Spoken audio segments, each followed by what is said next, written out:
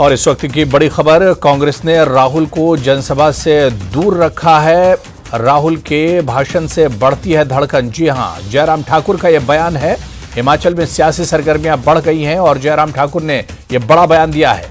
कांग्रेस ने राहुल को जनसभा से दूर रखा है क्योंकि राहुल गांधी अभी हिमाचल नहीं पहुंचे हैं कैंपेन करने के लिए, और इस बीच सिराज में सीएम ने राहुल गांधी पर निशाना साधा है। कांग्रेस ने राहुल को जनसभा से दूर रखा है। जयराम ठाकुर ने यह बड़ा बयान दिया है। उन्होंने कहा कि राहुल के भाषण से धड़कनें बढ़ जाती हैं।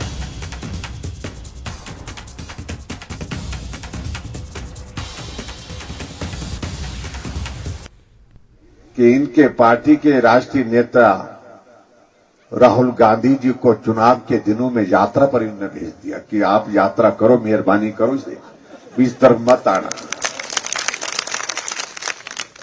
हमने कांग्रेस के नेताओं को बोला कि बहुत बुरा करते हैं अपने नेताओं के साथ। भाई बोलते हैं ऐसा, यार क्या करें, बोलते ये राहुल जी आ जाते हैं, मालूम नहीं क्या बोल के जाते हैं, बोलते मालूम नहीं पड़ता है।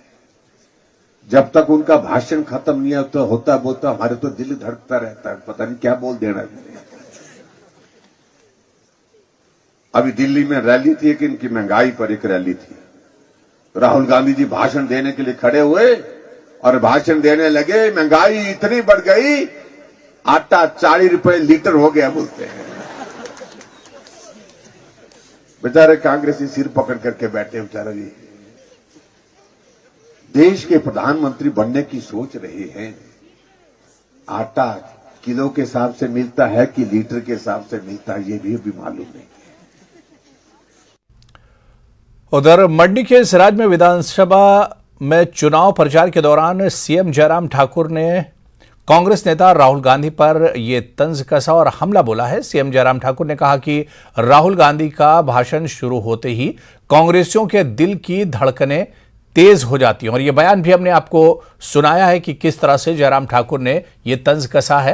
राहुल गांधी प्रधानमंत्री बनने का सपना देख रहे हैं, जबकि उन्हें यह तक मालूम नहीं है कि आटा किलो के हिसाब से बिकता है या लीटर के हिसाब से।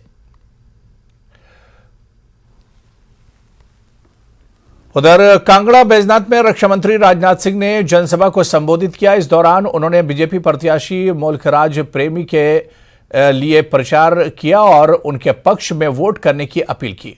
रक्षा मंत्री ने कहा कि बीजेपी जो कहती है वो करती है।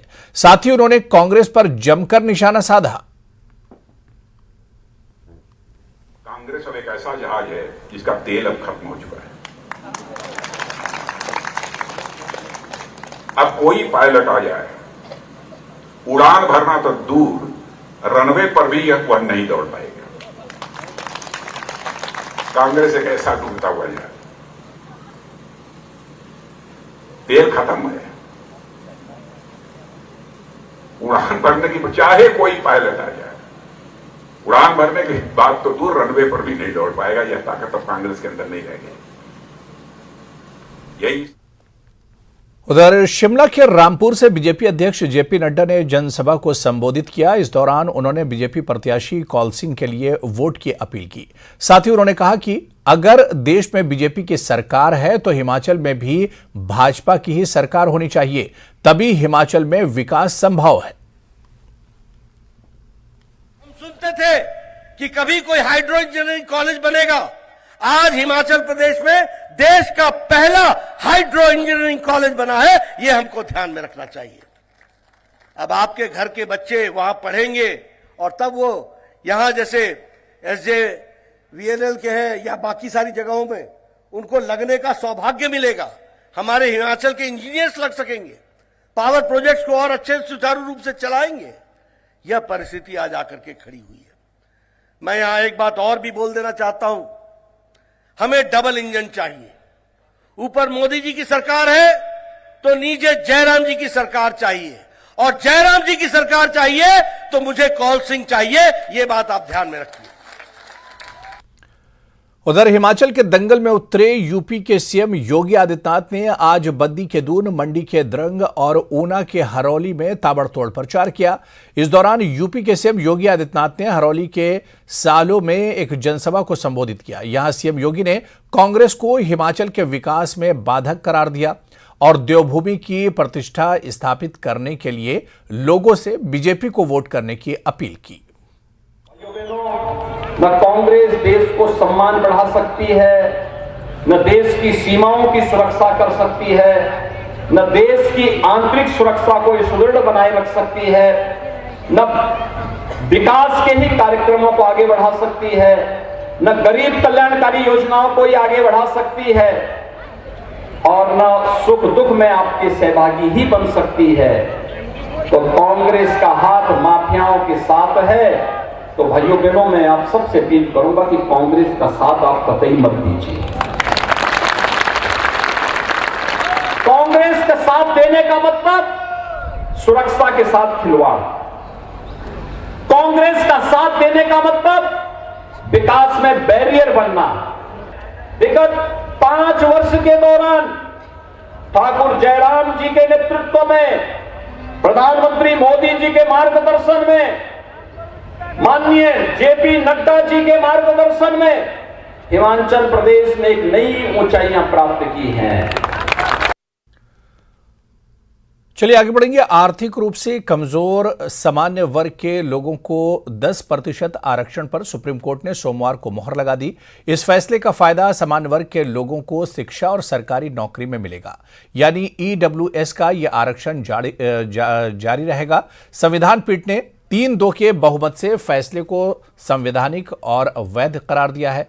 सुप्रीम कोर्ट ने कहा कि ईडब्ल्यूएस कोटा सामाजिक और आर्थिक रूप से पिछड़े वर्गों के लिए 50% कोटे को बाधित नहीं करता है। ईडब्ल्यूएस कोटे से सामान्य वर्ग के गरीबों को फायदा होगा। इस फैसले के बाद बिहार की सियासत भी गर्मा गई है।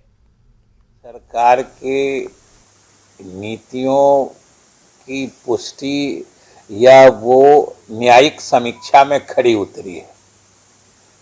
आर्थिक आधार पर भी जो कमजोर लोग हैं, जो आर्थिक रूप से पिछड़े लोग हैं, जिनको ईडब्ल्यूएस कैटेगरी कहते हैं, इकोनॉमिकली वीकर सेक्शन, उनके लिए आरक्षण का प्रावधान की शुरुआत बिहार ने ही की थी। बिहार की राष्ट्रीय जनता दल वह ऐसी पार्टी थी जिसने संसद के दोनों सदनों में 103वें संविधान संशोधन विधेयक का विरोध किया था। राष्ट्रीय जनता दल अब किस मुंह से बिहार के अंदर ऊंची जाति के गरीब लोगों से वोट मांगने जाएगी, जिसने कि संसद में इसका विरोध किया था। तब तो बैरियर टूट गया ना। जो बैरियर टूट गया तो जो छूटे हुए लोग हैं उन पर भी सरकार ध्यान देगी। इसलिए मैं तो जातीय आधारित जनगणना की चर्चा लगातार हम करते रह रहे हैं कि आखिर साइंटिफिक डेटा एक उपलब्ध होनी चाहिए जिसके आधार पर हम और बचे हुए लोगों का हम अवसर उनको दे सके। में शामिल या फिर उस दर्द को कम करने के लिए सिख समुदाय को एक राहत पहुंचाने के लिए कदम उठाए गए, लेकिन ये यही नहीं थमा, ये सिलसिला जारी रहा। और हम इसको भी देखते हैं कि अल्पसंख्यक आयोग के अध्यक्ष इकबाल सिंह लालपुरा को अध्यक्ष बनाए जाना भी एक बड़े बदलाव के तौर पर ही देखा गया उस सोच में। बिल्कुल बिल्कुल, देखिए, और ये एक सोच की देश में हम जानते हैं कि उन्होंने पीएम मोदी ने हाल ही में एक सिख समुदाय के डेलीगेशन ने जब उनसे मुलाकात की थी, तो पीएम मोदी ने जो सिख समुदाय जो देश में ही नहीं है, पूरी दुनिया में हम जानते हैं किस तरह से वो परिश्रम करते हैं, उनको राष्ट्रदूत की संज्ञा दी थी। तो एक तरह से तो सीधी तस्वीरें आप लोधी स्टेट से देख रहे हैं, जहां पर श्री गुरु नानक देव जी की 553वीं जयंती समारोह में प्रधानमंत्री नरेंद्र मोदी शामिल हुए हैं और ये सीधी तस्वीरें हम आपको दिखा रहे हैं। कार्यक्रम का बाकायदा आयोजन किया गया और इस कार्यक्रम का आयोजन राष्ट्रीय अल्पसंख्यक आयोग के अध्यक्ष इकबाल सिंह लालपुरा की तरफ से किया गया है। आप देख सकते हैं ये सीधी तस्वीरें हम आपको लोधी स्टेट से ही दिखा रहे हैं, जहां पर पीएम मोदी मौजूद हैं और अब से कुछ देर बाद वो एक प्रोग्राम को भी संबोधित करेंगे। तो गुरु नानक देव जी की 553वीं जयंती समारोह में पीएम नरेंद्र मोदी शामिल हुए हैं और ये तस्वीरें हम आपको लोधी स्टेट से दिखा रहे हैं, जहां पर पीएम मोदी पहुंचे हुए हैं।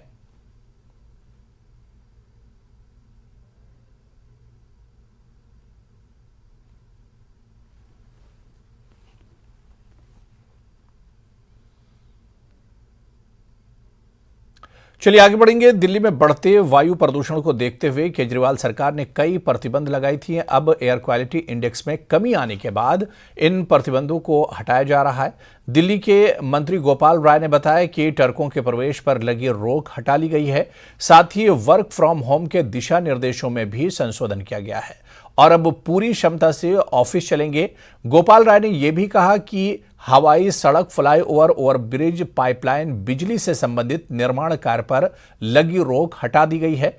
पर्यावरण मंत्री ने बताया कि निजी तोड़फोड़ और निर्माण कार्य पर रोक अभी भी लगी रहेगी।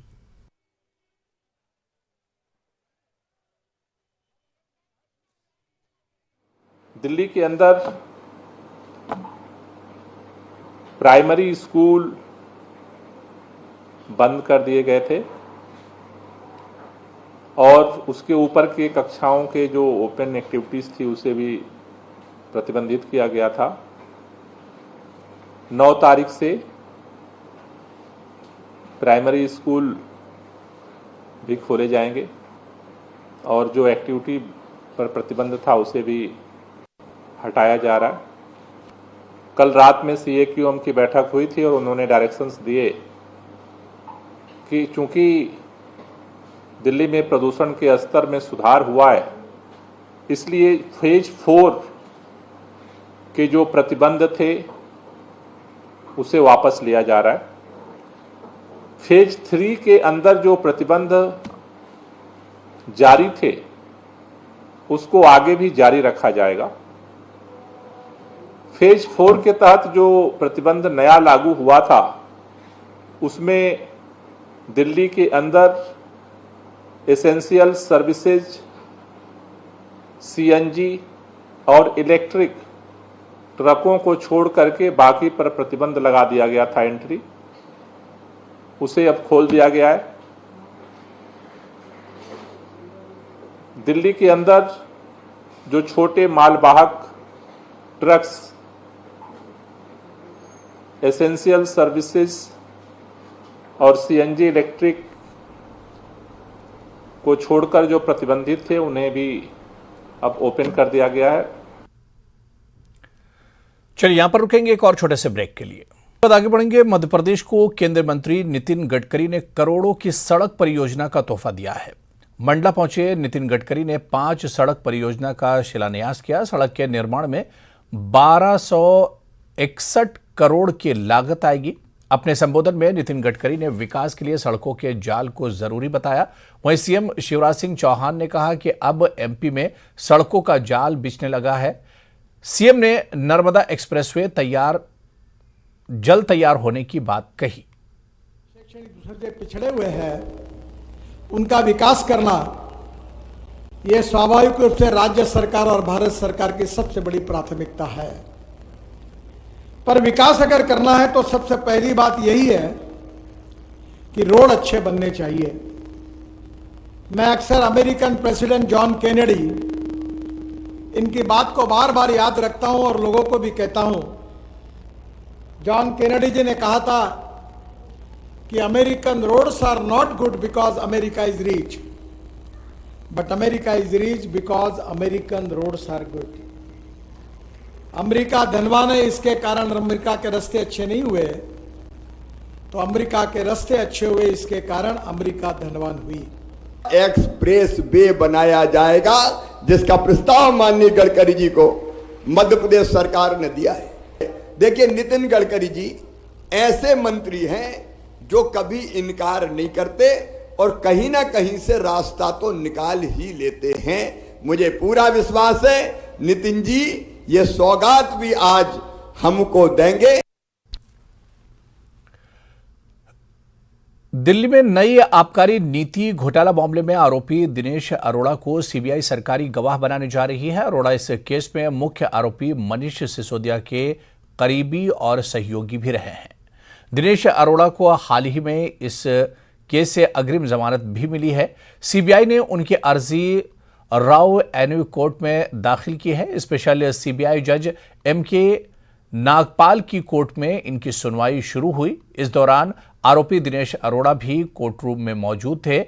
दिनेश अरोड़ा ने कहा कि मेरी तरफ से मेरे वकील RK ठाकुर द्वारा 1 नवंबर 2022 को एप्लीकेशन दी गई थी। मैं स्वेच्छा से सरकारी गवाह बनने को तैयार हूं। दिनेश अरोड़ा ने कोर्ट में कहा कि मैं इस मामले से जुड़े सभी तथ्यों को कोर्ट के सामने रखूंगा। मैं इस मामले में मेरे ऊपर जो आरोप लगे हैं उस संदर्भ में अपनी भूमिका के बारे में भी सब सच बताऊंगा। मैं जांच में भी सहयोग करता रहा हूं और आगे भी करता रहूंगा।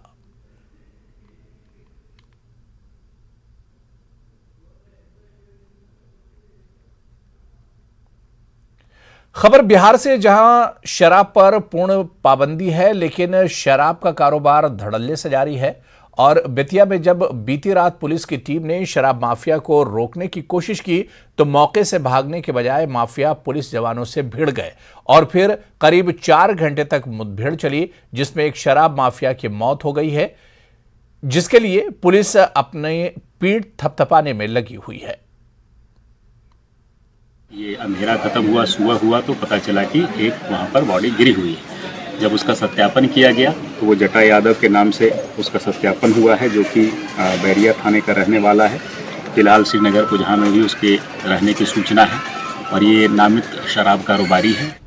उसके मंसूबे को नाकाम करते हुए पश्चिम चंपारण बेतिया पुलिस ने एक अच्छा काम किया है और ये मुठभेड़ की घटना हुई है जिसमें एक शराब कारोबारी की मृत्यु हो गई है। और इस संदर्भ में आगे की कार्रवाई की जा रही है, जो इसमें विधि विधान है उसको पूरा करते हुए। और ये बहादुरी का काम करने के लिए यहाँ की थाना पुलिस को, SDPO साहब को, सभी को पुरस्कृत करने की हमारी तरफ से प्रशंसा। कांग्रेस नेता राहुल गांधी की भारत जोड़ो यात्रा 4 दिसंबर को राजस्थान में प्रवेश करेगी और राजस्थान के 5 जिलों से होकर गुजरेगी। ऐसे में यात्रा की तैयारियों को लेकर दौसा में मंत्रियों ने दौरा किया और भारत जोड़ो यात्रा का रूट चार्ट तैयार किया। इस दौरान RTDC अध्यक्ष धर्मेंद्र राठौड़, मंत्री गोविंद राम मेघवाल, ममता भूपेश, मुरारी लाल मीणा सहित उनके वरिष्ठ कांग्रेस नेता मौजूद रहे।